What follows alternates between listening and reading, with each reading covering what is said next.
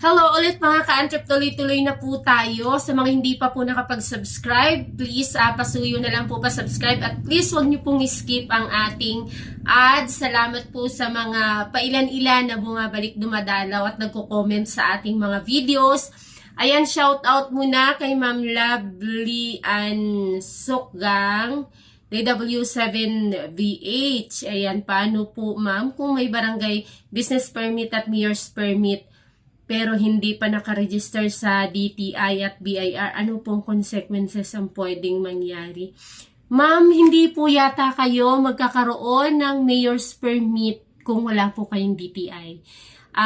Bago po kayo makakakuha ng mayor's permit, hindi ako sure kung nagkamali lang si ma'am ng pagkaka-type or pagkakasabi, pero una, there's no such thing as barangay permit po kasi ang kinukuha, hindi ko lang sure po sa inyong patakaran dyan sa inyong lugar. Pero ang kinukuha po kasi natin sa barangay, di ba, is business clearance for business permit. So kukuha tayo ng business clearance and then gagawa ng business ng barangay certification. Yung barangay certification nakalaad doon na ikaw ay residente ng ganyan, ang business mo is nandyan sa ganyang barangay.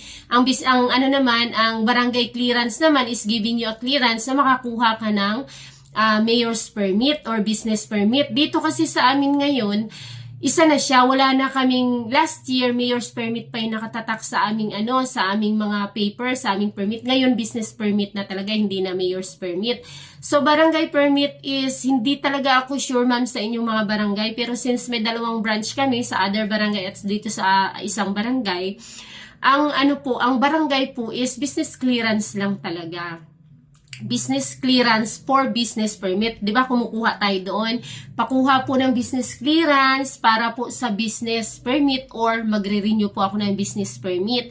And then, barangay certification to certify na ikaw ay residente dyan or ang iyong business ay nandyan sa barangay na yan nakatayo. Kagaya sa akin, kumukuha ako ng yearly, pag nagre-renew, kumukuha ako ng barangay certification sa isang barangay, sa isang branch, and then dito naman sa isang barangay para dito na branch. So, dalawang barangay certification.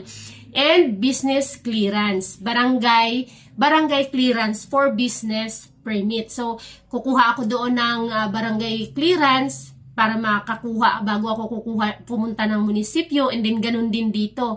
Barangay clearance bago ako pupunta ng munisipyo. Since bago kayo ma'am, after nyo pong kumuha ng ang kailangan nyo po talaga ay DTI para makakuha kayo ng mayor's permit. Hindi ako sure kung talagang mayroon ka lang is barangay permit, barangay business permit at saka DTI, at saka mayor's permit pero wala ka pong DTI. Mas una pong i-require sa atin ang DTI kasi sa DTI po, doon po nakalagay yung ating business name. So, pagkuha ng DTI and then barangay para doon po natin ilalaad sa ating business clearance, sa ating certificate of barangay clearance na yung ating halimbawa, yung iyong Ras Motorcycle Repair Shop, ayan, and accessories is dyan na barangay itatayo or dyan na barangay nakatayo.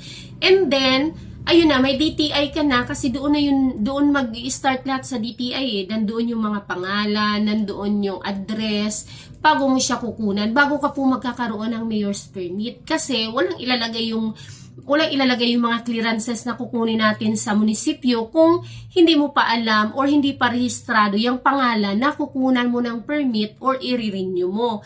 So, paki-double check na lang po ma'am, pero wala naman, may consequences siya pagdating po sa BIR. Halimbawa po may DTI ka na at hindi mo yan maparehistro sa BIR, mas maganda pong magparehistro ka na rin. Kuhaan mo po siya ang tawag po doon ay COR, iparehistro mo po sa BIR, Certificate of Registration sa BIR, para hindi ka po later on magkaroon ng penalty. Kasi pag na-detect, halimbawa po may DTI ka na, dapat kukunan mo rin po siya ng BIR or iparehistro mo po siya sa BIR para makuhaan nyo po ng COR. So, palagi pong later on talaga ang mga consequences po nangyayari. Ang penalty is palaging later on. Ang ano ba tawag dito? Ang mga penalty sa BIR, palaging later on din yan. Halimbawa, magre-renew ka na ng iyong, DTI. So, magre-renew ka rin ng iyong, ng iyong receipts. So, doon mo pa malalaman na mayroon kang mga violations. Ayan. Or magpapadala ng notice sa'yo si BIR na mayroon kang, something. Pag na-tax map ka po, pag pumunta dyan ang tax mapping, doon mo malalaman ang iyong mga violations. So, ngayon po, habulin nyo na, January, yan, iparehistro nyo na yan, habang hindi ka pa nata-tax mapping at wala ka pang makukumit na violation sa BIR. So January, kasi ako nga this November magre-renew na ako eh. So halimbawa po ganyan na mayroon kayong mga penalty, doon nyo na yan later on malalaman. Palagi siyang hindi siya kaagad-agad lalabas. Pag may kailangan ka na or magre-renew ka na, doon pa yan makakalabas sa system. Ay, wala ka palang ganito ganon. Ay, expired na. Ay, hindi mo nabayaran ito. Ay, wala ka palang COR. So, much better po na iparehistro nyo na kaagad sa BIR. Kumuha na po kaagad kayo ng COR para po ma-rehistro ang iyong business. So, doon ma'am sa hindi ako sure kung paano ka nagkaroon po ng mayor's permit na wala ka pong DTI. Kasi usually DTI permit po muna bago ang mayor's permit. Ayun, wag po tayo masyadong asa sa barangay business permit.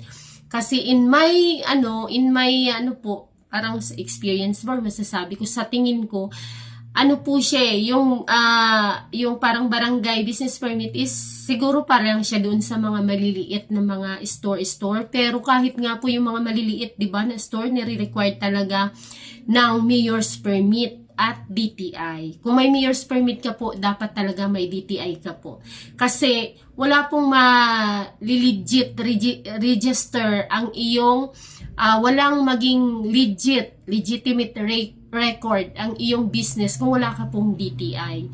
Imagine ang DTI, di ba? Hindi nga pwedeng may makapareho kasi kumbaga buong Pilipinas ang rehistruhan niyan, ang system is iisa lang.